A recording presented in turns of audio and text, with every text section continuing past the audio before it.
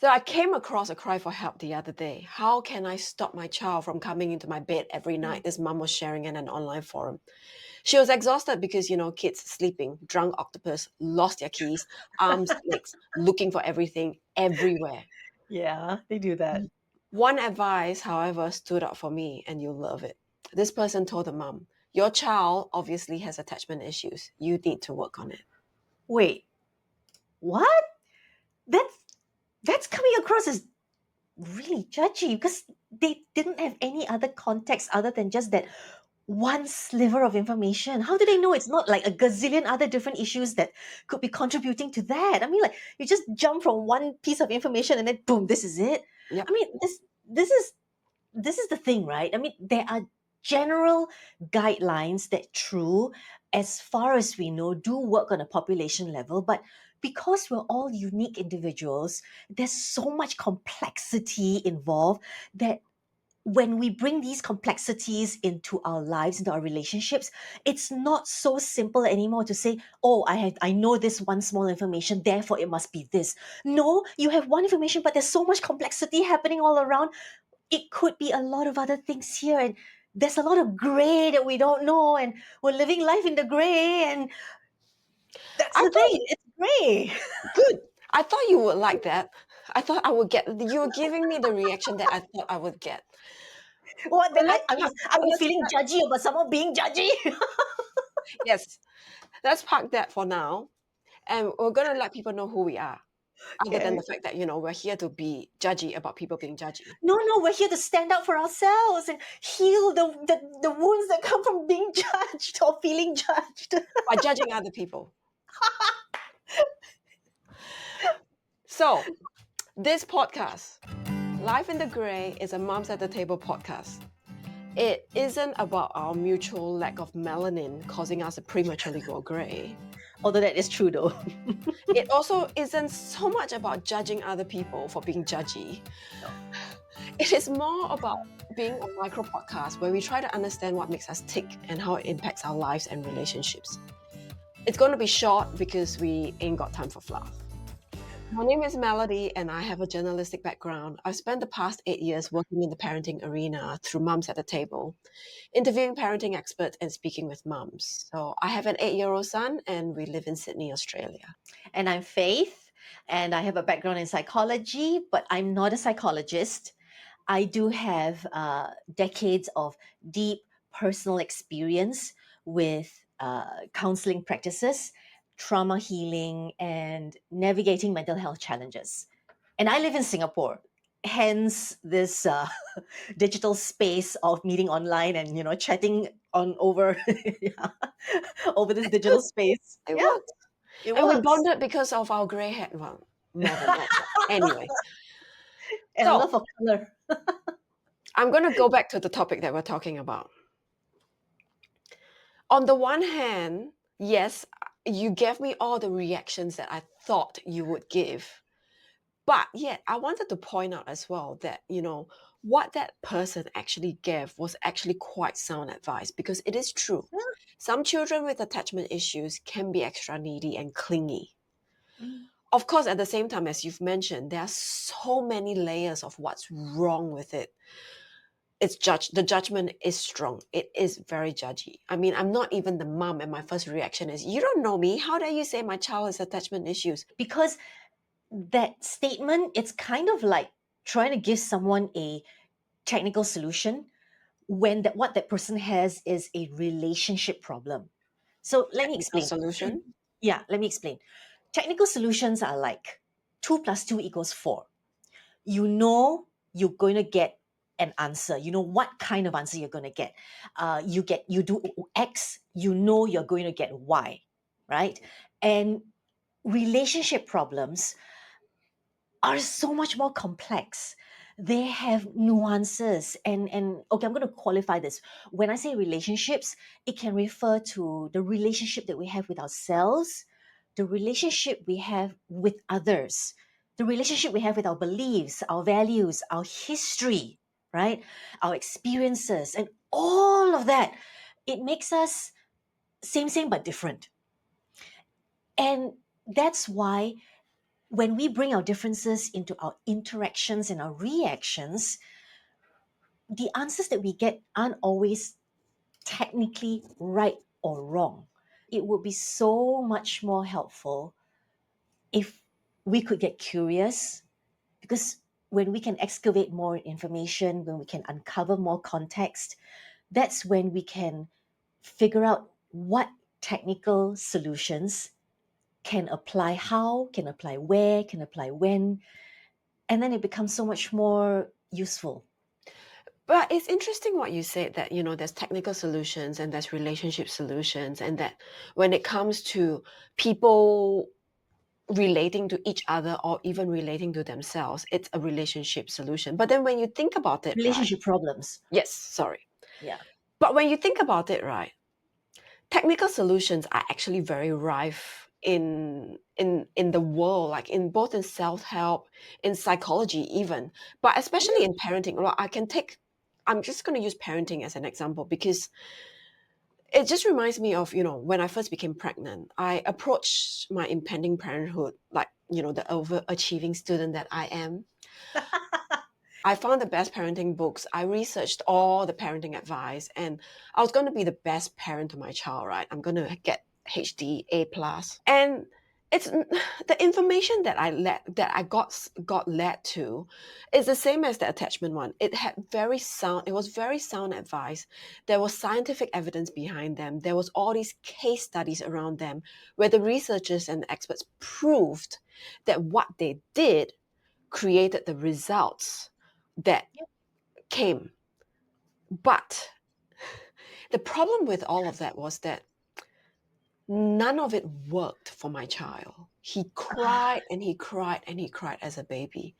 And that's the thing, right?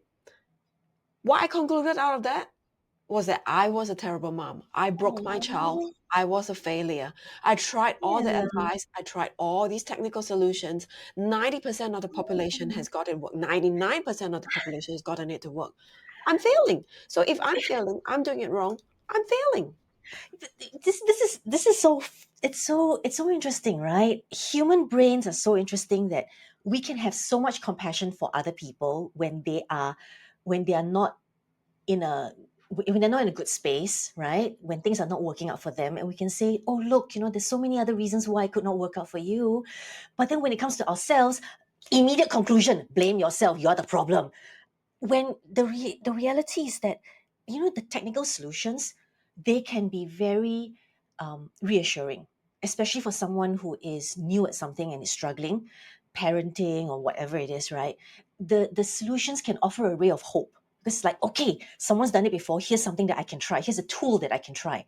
And then when Oh, it yes. doesn't work out, our brains go, you're the reason why it didn't work. Right? Well, yes, because you're like, this expert says, do Yeah, this and and then it you're will the work. outlier. Yes, yeah, and then you're the outlier. You're the reason it didn't work. And this is why I say the gray is so important, because we are not robots. We have to make space for the gray, for the stuff that we don't know. We don't know what we don't know. We don't know why it didn't work. There are also other aspects of it, other elements that might have contributed to the situation that we didn't know about. We are in the same boat, but we are still different human beings. Different family of origins, different personalities, different influences, different perspective. And we're talking about babies, and it sounds like, oh wow, this doesn't apply to babies, but babies have personalities as well. So yes, the environment around us is different, the resources we have access to are different. So you're right, it is all different. It's different. And we need to take into consideration context. We need to leave that little space to say, hey, like, can I have this space of compassion for myself? Can I have this possibility that it's not always just me? But it's hard, right? Like, when you think about the fact that when you're stuck, you're holding this crying baby, you're sleep deprived, your emotions are hard, and you're going, well, you're not going, oh, what is the wrong variable here that's different? You just want the solution to work. You just want to 2 plus 2 equals 4. 2 plus 2 equals Yeah, baby sleeping, baby being quiet. yeah. And it's really, I mean, I feel so, I feel so frustrated when things don't work out right. And I cannot even imagine how much worse it would feel for mothers who are sleep deprived, who are feeling so helpless and powerless, and then they're feeling also all this like, like pain for their child, because they're thinking this child is going through so much misery and they can't take that misery away, they can't fix it. So I can't even imagine the kind of stress that they're going through, right? And in the midst of all this, they're like, what solution is there? And the funny thing is, it sounds really counterintuitive, it really sounds counterintuitive, but before we let that guilt and shame run away with us, can we just pause and say, um, I I want to give myself some grace, right? I want to give Which myself is some compassion. really hard for a mom because, I once talked to someone before and they were basically saying that, when you give birth to a child, you give birth to guilt at the same time as well. But yes, I get what you're saying. Because the thing is this, whatever we're feeling, those are so human and it's so understandable. And it's not to say don't feel those feelings. You know what? The feelings are going to be there. Feel the feelings. And then also leave a little bit of space for compassion to say it's okay to feel these feelings. And it's also okay to leave room to say, I want to get curious. I want to get curious about what else could be out there that's happening here that I don't know about yet. What else could It's be happening? it's a very interesting point you put up there because it reminds me of, yes, we do need to be curious because what we see may be the presentation of a problem, but what led to the problem is very different. I mean, to be a little bit more practical and specific here, let's talk about anger, right? And we're talking about a kid throwing a tantrum or being angry in the middle of a supermarket. And we're saying immediately everyone's going like, oh, this kid doesn't have discipline, or this mom is doing, being judgy again. But the thing is with anger, right? It may be the problem you see, but it's also the perfect mask for so many different other emotions. I may have feelings of inadequacies, that's why I'm angry. I may be afraid, that's why I'm angry. I may not have gotten what I want, that's why I'm angry. I may be grieving, that's why I'm angry. And the solution for every single one of that is so very different. And that's why context matters. But I do want to caveat this though. I think something that I think is important to remember is when people are in the midst of a very high, intense emotional state, when they're sleep deprived, when they are whatever, right? I don't think that's the time to really want to excavate really deep. Yes, no. Because we're probably not going to be excavating very effectively. But it's just to say we just leave room for the possibility. Because just even that, right? Even just saying that there is room for the possibility allows us to tap into that self compassion.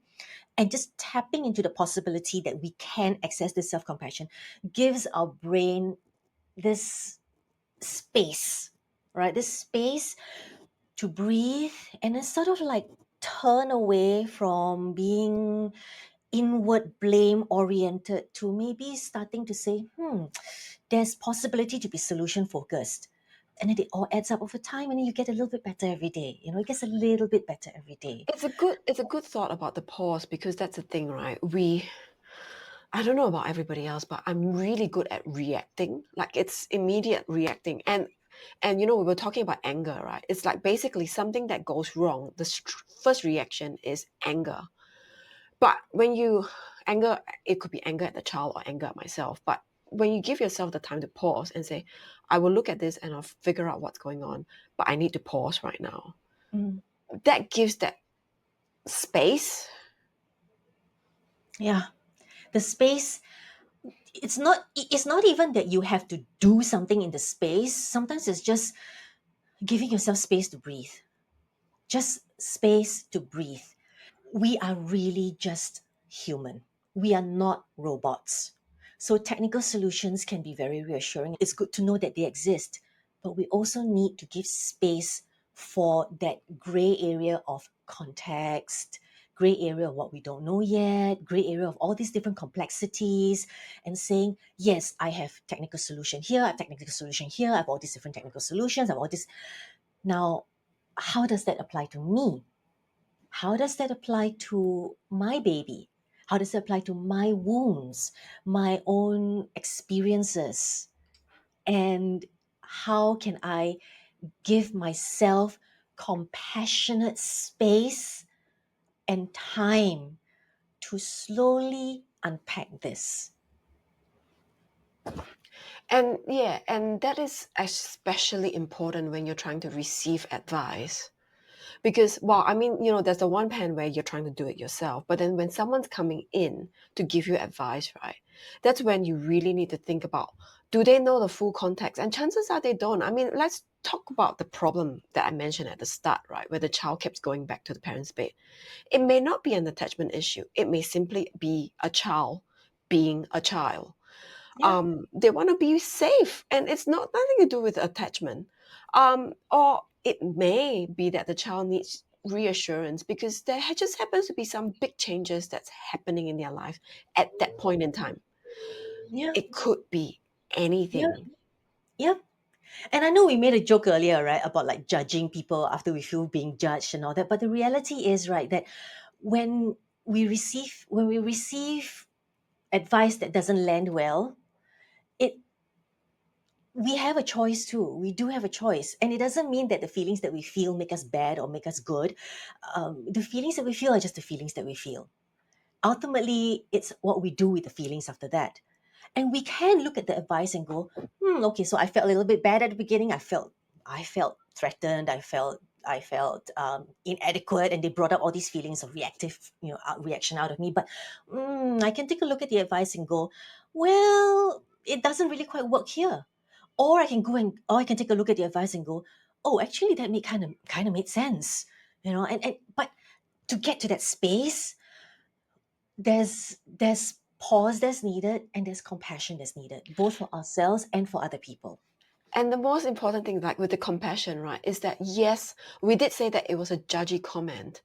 But if you take the pause and you realize that, wow, that person is actually coming from a good Yeah, place as well, because it's probably a solution that's worked for them. And so exactly. instead of feeling judged ourselves, it's just basically saying that, well, that would work in a different context, not Yep, in my context, yep, but that is a good solution, just yep, doesn't work in my context. yep, yep, exactly, exactly, Which then removes the anger from you and also removes the feelings of being judged by the person. exactly. Totally agree. So, just a heads up, we're here to share stories and ideas, not to give advice. If you enjoyed our chat today, don't forget to give us a thumbs up, hit that subscribe button, and click the bell icon so you never miss an episode. Prefer just the audio? You can find us on your favorite podcast app. Just search for Life in the Grey, and that's grey with an E.